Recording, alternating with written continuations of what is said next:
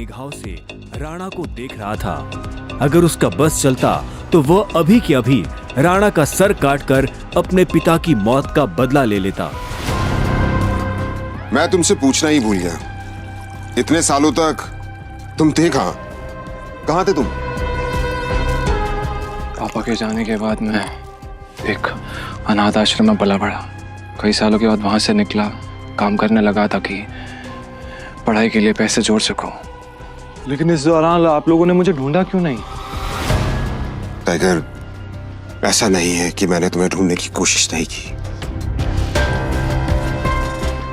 जैसे कि मैंने तुम्हें बताया कि तुम्हारे पापा के जाने के बाद माफिया वर्ल्ड में अफरा तफरी मच गई थी।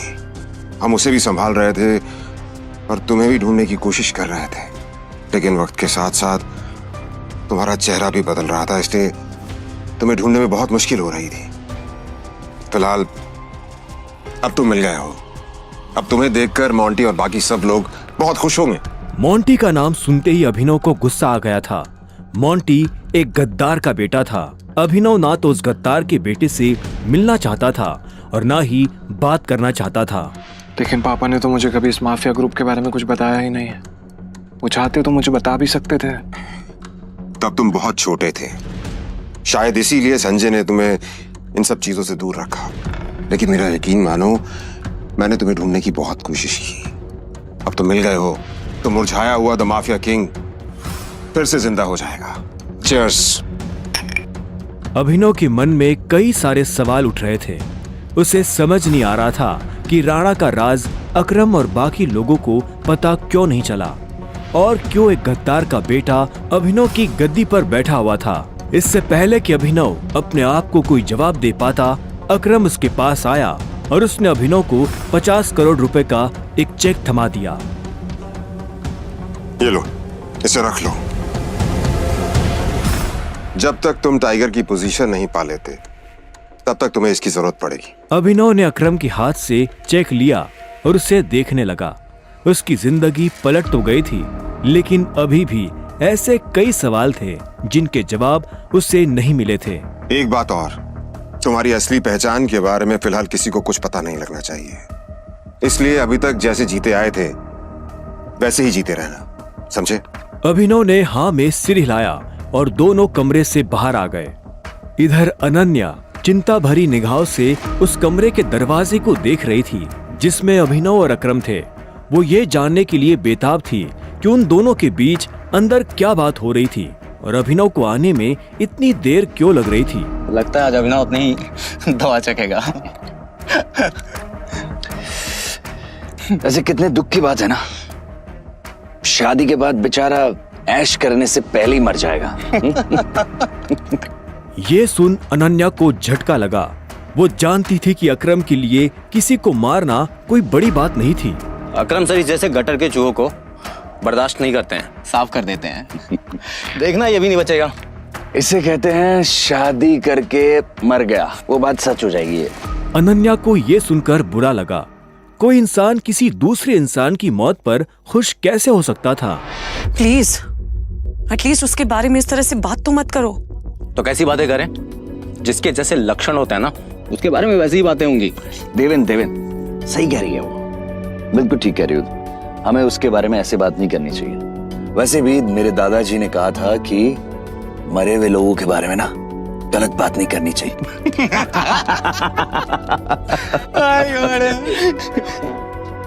इससे पहले कि अनन्या कुछ कहती, अकरम अभिनव को लेकर बाहर आ रहा था। अभिनव के बदन पर एक छोटी सी खरोंच भी नजर नहीं आ रही थी। जब देवेन और सनी ने ये देखा तो उनका मुंह हैरानी के मारे खुला का खुला रह गया। इसे देख के तो लग ही नहीं रहा है कि अकरम सर ने इसे हाथ भी लगाया है।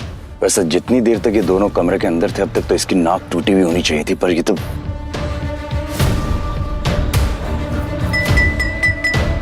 लेडीज एंड जेंटलमैन, मैं आप सबको किसी से मिलवाना चाहता हूं। ये अभिनव, मेरे सबसे पुराने ड्राइवर का बेटा, मेरे लिए बहुत अजीज है ये। अकरम ने जैसे ही अभिनव का सबसे परिचय करवाया तो देवेन और सनी खुश हो गए, लेकिन अनन्या को ये सुनकर झटका लगा। Enjoy the party. प्लीज। इतने में अकरम ने कहा और अभिनव को अकेला छोड़ बाकी लोगों से मिलने के लिए निकल गया। देवेन और सनी को अभी तक समझ नहीं आ रहा था कि अकरम अभिनव को इतना भाव क्यों दे रहा था। अभिनव को इस बात से कोई लेना देना नहीं था कि सनी और देवेन उसके बारे में क्या सोच रहे थे। उसकी आंखों के सामने बस रह रहकर अपने पिता की शक्ल आ रही थी। उसे वो रात याद आ रही थी जिस रात को राणा ने संजय को गोली मारी थी। अभिनव को ये भी याद आया कि उसे खुद भी गोली लगी थी, लेकिन उसकी किस्मत अच्छी होने की वजह से वो बच गया था।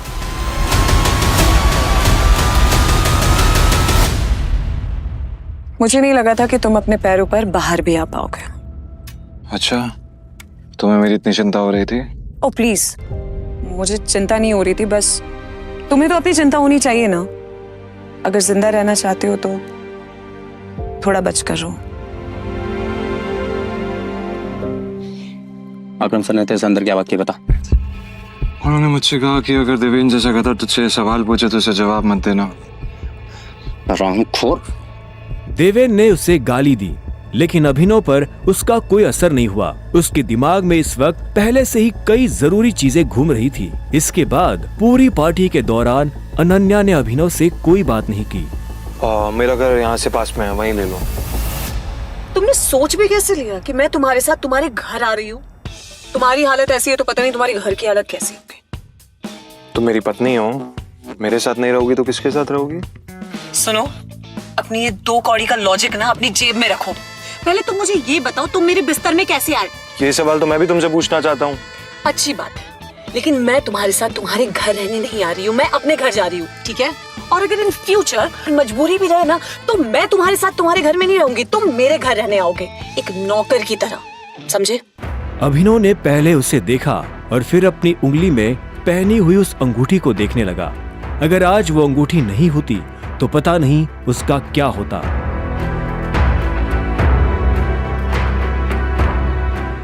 अगली सुबह जब अभिनव का अलार्म बजा तब वो फिर से वही सपना देख रहा था।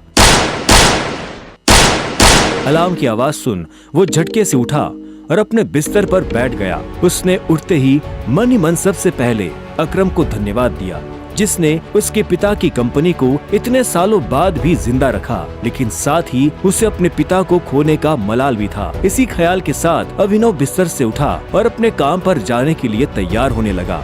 अकरम के हिसाब से उसकी डिलीवरी बॉय की जॉब उससे अपनी पहचान छुपाने में काफी मदद कर सकती थी। अभिनव ने अपनी जेब में अकरम का दिया हुआ चेक डाला और घर से निकल गया। 1 घंटे बाद जब वो अपनी बाइक से ऑफिस आया और कॉरिडोर में चलने लगा तो उसे पीछे से आवाज आई, ए डिलीवरी बॉय। यह आवाज उसके साथ काम करने वाले हरीश की थी। उसे ऑफिस में अपना काम करने की नहीं, अभिनव को चिढ़ाने की तनख्वाह मिलती थी। क्या हुआ, कुछ काम है? मुझे देर हो रही है। हाँ, अबे तुझे किसी मीटिंग में जाना है?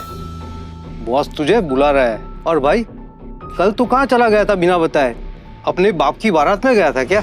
ये सुन अभिनव की नसें गुस्से में फटने को आई थी। वो चाहता तो अभी हरीश के सारे दांत एक मुक्के में अलग कर सकता था, लेकिन उसने अपने आप को शांत किया और उसकी बात का जवाब दिए बिना अपने बॉस के कैबिन की तरफ बढ़ने लगा। Good morning sir. ऐसा क्या है गुड इस मॉर्निंग में? अभिनव के पास इस सवाल का कोई जवाब नहीं था। ऐसे में उसके बॉस ने आगे कहा, कल तुम बिना बताए चले कैसे गए? अभिनव के पास इस बात का भी कोई जवाब नहीं था। वो चाहता तो अपने बॉस को कोई बहाना बनाकर टाल सकता था, लेकिन अभिनव झूठ नहीं बोलना चाहता था। कल कितनी सारी डिलीवरी थी, तुम्हारी वजह से हमारा कितना नुकसान हुआ तुम्हें पता है? पर सर मुझे महीने में कैजुअल लीव तो मिलती है, तो कल। Shut up! काम तो तुमसे होता नहीं है, बस बहस करने चले आते हो। ये कंपनी तुम्हारे बाप की है। ये सुनते ही अभिनव का पारा गर्म हो गया था। उसने गुस्से में अपनी मुट्ठी भींच ली और घूरते हुए अपने बॉस को देखने लगा। घूर क्या रहा है?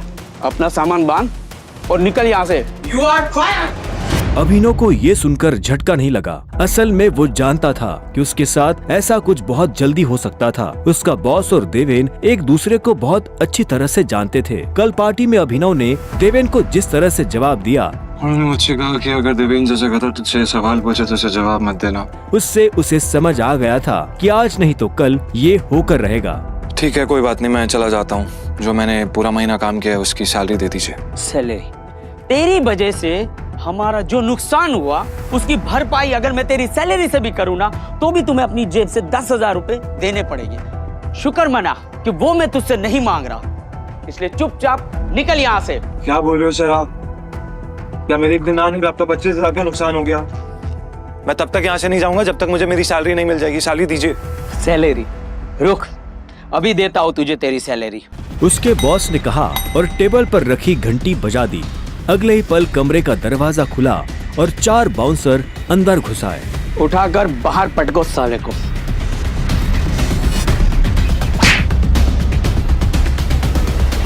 बॉस के मुंह से ये सुनते ही वो चारों अभिनव पर धावा बोलने के लिए टूट पड़े, लेकिन इससे पहले उनमें से कोई अभिनव पर हमला कर पाता अभिनव ने उन्हें पटकनी दे दी थी। उसने किसी का हाथ तोड़ा तो किसी का पाँव, किसी के पेट में मुक्का मारा तो किसी के पेट पर लात। देखते ही देखते बॉस के सारे आदमी ढेर हो गए थे। बॉस ये देख भौचक्का रह गया था। अभिनव अब सीधा बॉस के पास आया और उसकी गर्दन पकड़कर बोला,